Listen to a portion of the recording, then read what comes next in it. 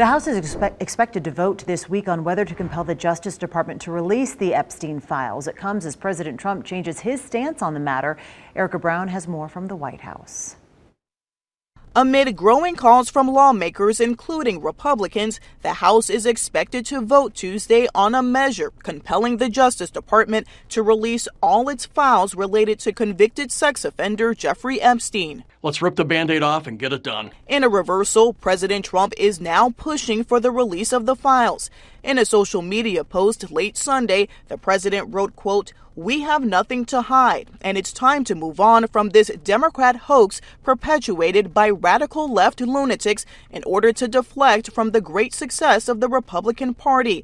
Kentucky Republican Thomas Massie and California Democrat Ro Khanna led the bipartisan effort to force the vote. I'd rather he release all these files. Someone was saying that his numbers would go up. I don't care if he gets the political win. It's not about Donald Trump. I don't even know how involved Trump was. There are a lot of other people who are involved who have to be held accountable. President Trump has previously opposed the release of the files, saying he cut ties with Jeffrey Epstein years ago and has not been accused of wrongdoing. We have nothing to do with Epstein. The Democrats do.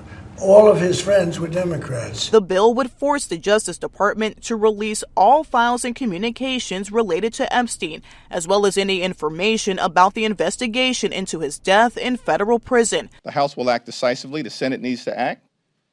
And Donald Trump just needs to step out of the way.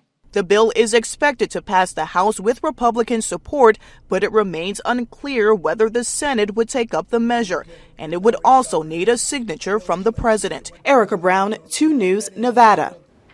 President Trump has also started calling for a new probe, asking the Justice Department to look into Epstein's alleged ties to prominent Democrats.